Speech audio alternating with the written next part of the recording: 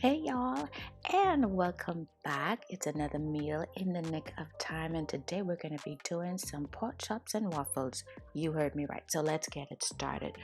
We're going to take pork chops that I have already seasoned, had it sitting in that seasoning overnight, and of course, all I'm doing is just putting it right between some saran wrap. You could use parchment paper, and I'm just taking the meat tenderizer, the smooth side, and I'm pounding it out. I want to tenderize it as well as thin it out because we're going to be having this at waffles. You don't want no tough piece of meat with your waffles now, so we have to pound it out. And when I tell you this is a good way of getting out some of that frustration, just do this and you're good to go. Oh yeah, so we're going to do this for about 3 more of these chops, and then we're just going to wrap them up and set it aside and get it started. All right. So here it is. In this bag, I have about 2 cups of flour.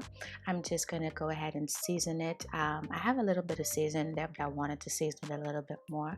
So I'm adding a little bit of paprika. And of course, you're going to see me add some stuff. I had nothing ready, so bear with me. So there's some cumin. I like the taste of cumin, so I'm just adding a little bit of it to this bag or to the seasoning with the flour, and then we're just gonna, get everything together. So there goes some granulated garlic powder that I'm also going to be adding to that. And that is what you want. You want to season it. You want to add those layers of flavor and all of that good stuff. So I'm adding just a little touch of oregano. I like the smell. I like the taste of it. So I just add just a little pinch of oregano. I'm not adding any salt. Shocking, I know. But you'll see what I do to the end there. So I'm just adding about a teaspoon of parsley flakes, because we still want those flecks of green. So the parsley along with the oregano, you got that. We're not done yet. We're not done yet. There's some more seasoning to go. So of course, a little spice, a little good stuff. So there goes that black pepper. And with that black pepper, we're gonna just be rounding it out. We got one more thing to add here, and then that's it for the seasoning of this flour. And there is the chicken base. That's about a teaspoon of chicken base right there that I just wanted to add to it.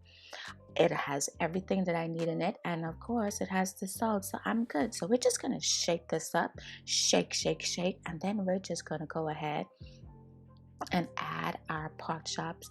I got about 2 in the bag, so we're gonna, see, as we have 4, which is simple math, we're gonna do 2 at a time, and then we're just gonna go ahead and cook these up. So there it is. You see how thin those are? You can see through it, but not quite. So yeah, we got the pork chops, a little slim thick, and we're gonna be cooking those up.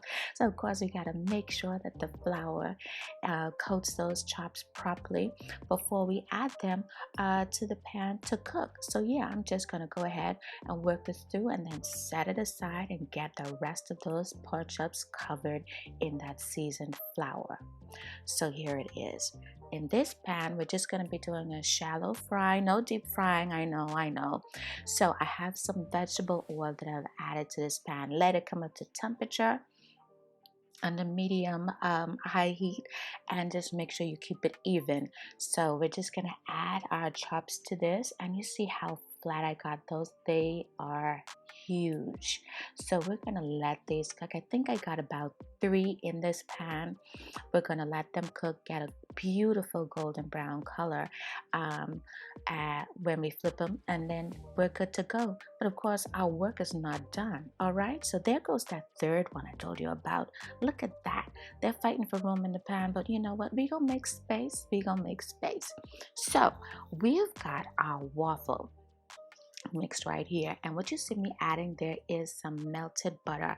So I've got some flour, I've got 1 egg, I'm adding some almond milk in there, and I got some sugar in there as well as you didn't see me add it, but I am going to add some vanilla extract to this mix. And so we're just gonna go ahead and mix this carefully, and to make sure that everything is properly combined.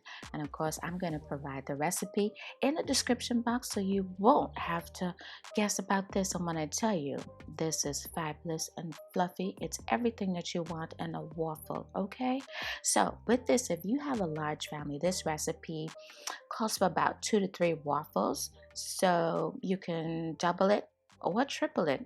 It's up to you. So there we are. We checked on our chops, we turned them beautiful color, progressing nicely. So in my waffle iron, I've already sprayed it with some palm coconut oil, and we're just gonna ladle that batter in there, and then we're just gonna spread it out and then put the lid on it and let it do its thing. So I'm ladling the rest of this batter in there, making sure it spreads out good and evenly before we actually close this up and just let it cook. And when I tell you, when that timer goes off, you want to be ready. And when I say it's a beautiful waffle, it is some beautiful waffles. So we're just going to let it do a little spin, and then, ah, and with the magic of technology, there is that waffle. Beautiful golden brown. And when I say you could smell that vanilla, oh, it's good. Now, here's the finished product. So there goes those chops. I have some sliced apples there, some butter on top of those waffles. And what you see me drizzling there is some of that apple syrup. Good stuff. I have the link for that below. Like, comment, share, and subscribe. And bon appetit.